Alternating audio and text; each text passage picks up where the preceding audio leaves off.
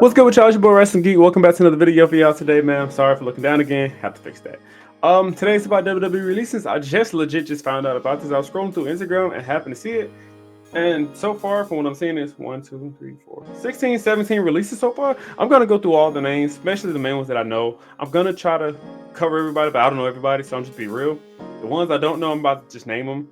Riley, Osborne, Dante Palmer, Javar Bernard, Aurar Messon. I kind of know who he is. He was part of Metaphor. And Wolfgang, Mark Coffey, Joe Coffey. Don't know who those guys are.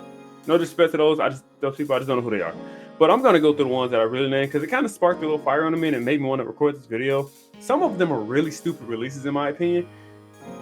And it's got to be talked about. So the first two are a package deal. Katana Chance and Kaden Carter. Tag team. Women divisions most definitely need tag team. So I'm quite not understanding their releases. I get a lot of releases.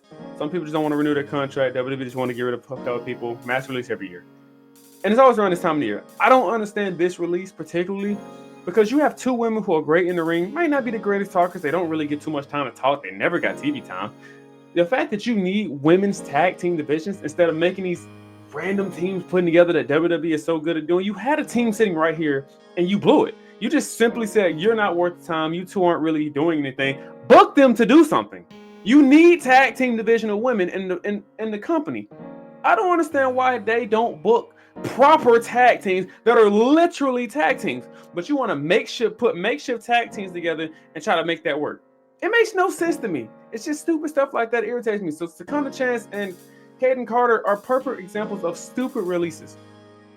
It's just stupid releases when it comes to WWE because you need women bodies for the tag team division that's already dead as it is.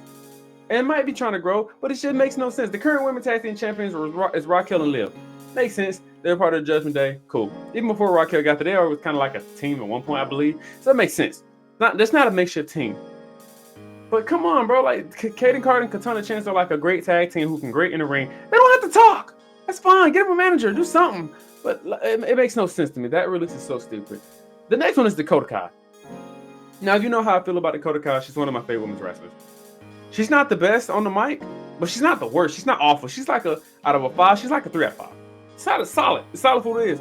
She's easily, you could have took her out of damage control, or matter of fact, you could have left her in damage control. The same way I did New Day, and they was winning individual titles. You could have easily left her in damage control, her, EO, and Asuka when she comes back, if she ever comes back. And flat out use her as a mid-card champion. You had her in the mix for the IC title a while back when it was for when it was vacant, and you were trying to crown a new champion, and you never used her again. I don't understand the logic in which WWE uses on these things, but Dakota Kai was literally the perfect mid-card, upper mid-card type of person. She's experienced in the ring, she's solid on the mic, but she's great in the ring, and she's solid on the mic. She doesn't have everything else you need to be a main star, world champion, but she has the mid-card look. She has everything for the mid-card. She could have used that. Like, the mid-card needs somebody. But now we're going to bunk it back to Becky, which makes sense because Becky is a bigger star. She can elevate that title. They give it back to Lara, who I think is going to be a great champion. That's another story for a different day. But Dakota getting released is probably the dumbest thing I've seen all day. One of the dumbest. I'm sorry. It just doesn't make sense to me. So, yeah, it's just another one. Dakota's just dumb. Braun Strowman, let's be real. He can't wrestle, in my opinion. He's not good in the ring. His mic skills are probably good, but he's just boring to me. He doesn't have the charisma, and that's okay. His release still stupid to me. You brought him back. You had him, you released him. You brought him back, you released him again. What are we doing? You keep talking to this man back and forth, and then you brought him back to put everybody over? What are we doing? That's like self-explanatory. It makes little to no sense. So I'm going to move forward with him. Shayna Baszler is another one who could have been easily used in the mid-card. You didn't use her at all. You put people back on NXT that you don't use, and you could have put her back on NXT, boosting the elevator somebody to put somebody else over, but yet you don't use it. I don't understand the logic in which we're doing with this thing here, WWE. It makes no sense. Shayna Baszler is another prime example who could have been used in the mid card. Women US title, women's Intercontinental title. You try to make what's the word I used earlier? Makeshift tag teams with her. I don't understand. Shayna Baszler is another one stupid to release to me. It's just dumb. Cora Jade, listen to me. Cora Jade is women NXT. I don't know if this was a contract dispute. I don't know if she didn't want to be there. I don't know if WWE just didn't want her. Whatever the case is, If she didn't ask for this release and you just flat out released it, might be the dumbest one on this list. Out of all of them, I saw her. Out of everyone on this list, she might be the dumbest one. She had all the future of the world. Now injuries play a part. She is injury prone. But come on, really? Cora Jade of all people to get released? When you got women on that roster, NXT roster, who suck at everything, but you just had her at Stand and Deliver, and she hasn't been on TV since. And I was wondering, what the heck is Cora Jade? What's going on? She's gone.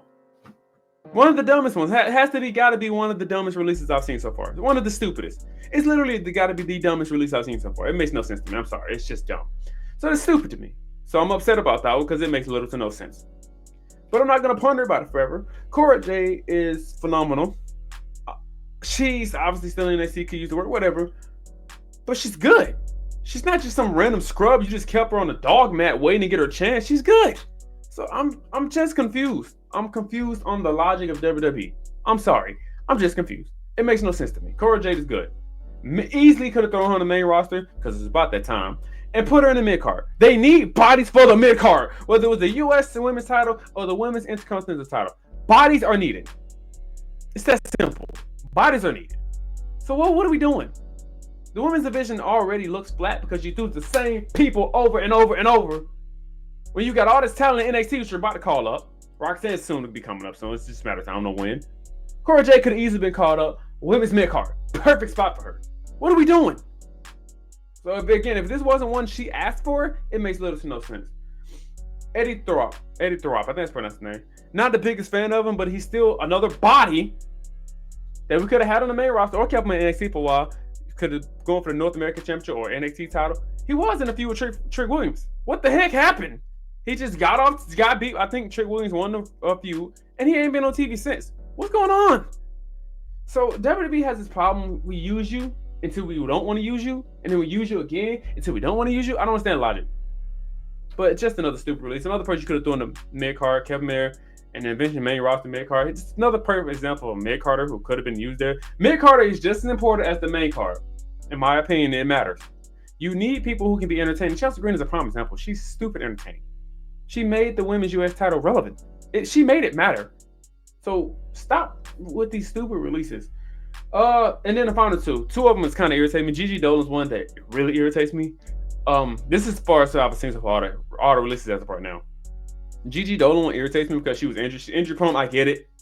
If that's the reason you let her go, I get it. But it's another stupid release to me. Gigi's a prime example of who could have been thrown in the mid card easily. You could have probably thrown in the upper card if you tried enough. Upper mid card, you want to put in a lower upper card, whatever. She could have easily been like a player for the women's world title or the women's WWE championship, whatever. Or like I said, U.S. Intercontinental title for women. Gigi Dolan's a prime example, and it irritates me. And then last but not least, Miss Jakara Jackson. Now they literally foreshadowed this on NXT this past week with the Metaphor breaking up. Lash Legends is going to go to the main roster. She's going to be world championship material. I'm not too familiar with the other two. One of the guys got released, obviously, and the other guy, I forgot his name. He has the Heritage Cup Championship now. So maybe he's that good. First time I've ever seen him. Maybe he was injured before. But whatever. The point I'm trying to make is Jakara Jackson got released. You literally had Metaphor. Two of them. Two women. Lash Legends, who I said is going to be a star, who's better than Jade Cargill in every way possible. No disrespect to Jade. But what the heck are we doing?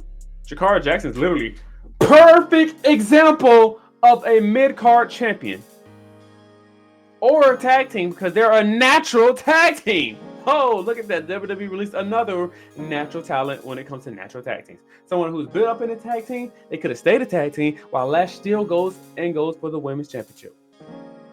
What are we doing? Jakara Jackson, you need bodies for the women's tag team division, but you let one go. You need bodies for the women's mid-card title, but you let it go. It makes no sense. It makes no sense, and it irritates me so much that WWE does this way too often. I can rant about Jakara forever because I think she's really good. I think she's really talented, and I think she's actually really good on the mic. And they were going back and forth between TNA. So I'm confused on what's going on here. What are we doing? What's up with these releases? Excuse me for yelling on the mic, but it's getting ridiculous with these releases, man. And some of them don't make sense. I'm gonna end this video before I end up spazzing out because the Jakara one, not all of them makes little to no sense. She could be tag team, she could be mid card, and she can go back and forth between TNA. Make it make sense. But this is your boy Wrestling Geek. I'll see y'all in the next video, man. I'm just a little irritated with these stupid releases. I get it, they got to do it for financial purposes, but some of them make little to no sense. I'll see y'all in the next video, man. I'm out.